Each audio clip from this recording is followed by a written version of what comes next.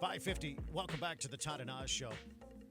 Let's give them some business. Yeah, and you can find us at AM 590, 99.7 FM, and everywhere at newsradioklbj.com. Work on semiconductor manufacturing projects here in the area. The money is coming from the Defense Advanced Research Project Agency, or DARPA, and it's going to the Texas Institute for Electronics at UT. They'll use it to set up a national research, development, and prototyping facility to come up with the next generation of high-performing semiconductor microsystems for the Department of Defense. They could use the technology for satellites, drones, or improved radar systems. The award from DARPA totals $840 million.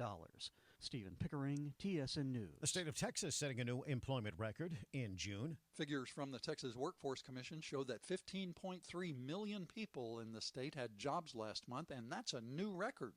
The seasonally adjusted statewide unemployment rate was 4%. The McAllen-Edinburgh region had the state's highest unemployment rate at 7%. Midland had the lowest at 2.9%. The unemployment rate in the DFW area was 4.3%. And it was 3.8% in Austin. Bill McLean, TSN News. And with more on your money, here's newsman Peter Schacknow. Underlying that is a recent shift in investor focus away from the Here's CNBC's Peter Schacknow with Monday Business. Cybersecurity firm CrowdStrike is certainly hoping to have a better week this week than it did last week. CrowdStrike rolled out a software update that contained a bug, and that bug shut down Microsoft-based computer systems across many industries around the world. CrowdStrike quickly withdrew the bad update, and CEO George Kurtz says the company quickly went to work helping companies whose systems didn't completely recover upon a reboot. To be clear, it was not a cyber attack. It was a content bug or update that we sent out, that we identified, and we rolled back. Wedbush Securities senior equity analyst Dan Ives says the software recovery was quick. Reputational damage may be slower to recede. The big issue is the brand damage, because CrowdStrike today becomes a household name, but not in a good way. I don't think this changes the long-term story, but other competitors, Palo Alto and others across, they will try to take advantage of this. That'll be a big focus in the sector. The CrowdStrike issue took its toll on a tech sector that was already seeing investors take profits from this year's significant gains. But many market watchers remain optimistic for a variety of reasons, including the growing conviction that interest rate cuts will come sooner rather than later. That's what former Atlanta Fed President Dennis Lockhart says he hears when he listens to Fed officials these days. They seem to be expressing openness to a rate cut in the near future. That could be September, it could be November or December, but they're certainly not disabusing the markets that could happen. So I think September is on the table, but it will depend upon how the next 2 or 3 inflation prints actually come out.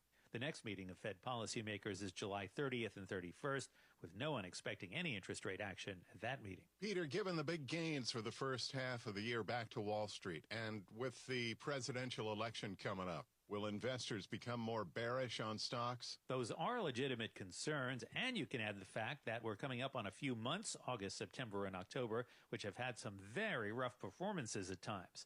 But underlying that is a recent shift in investor focus away from the so-called Magnificent Seven stocks like Amazon, Apple, Alphabet, and NVIDIA, and back towards small caps. Pickwick Capital's Chris Verone says the recent outperformance of the small cap-based Russell 2000 is giving him a great deal of hope. It basically has locked in a really good next 12 months, kind of in the 20 to 30% range. So could this market consolidate into the conventions? I think absolutely. But what I think is more important, the spread between small and large, only 4 or 5 times in history we've seen it at this degree, this magnitude. The Russell 2000 is up about 7% for July, following a multi-year slumber. Its last record high occurred in November of 2021. That is newsman Peter Schacknow. One of the state's favorites has new ownership. Chuy's, a popular Austin-based Tex-Mex chain with over 7,000 employees and 100 locations across 15 different states, is being acquired by Darden, the parent company of national favorites like Olive Garden, Longhorn Steakhouse, Yard House, and more. The deal is set to be worth a whopping $605 million, with Darden president and CEO Rick Cardenas saying, "We believe Chuy's is an excellent fit that supports our winning strategy." I'm Tristan Ryans. Stay close. We got traffic in your forecast straight ahead right here on News Radio KLBJ. The Todd and Oz Show.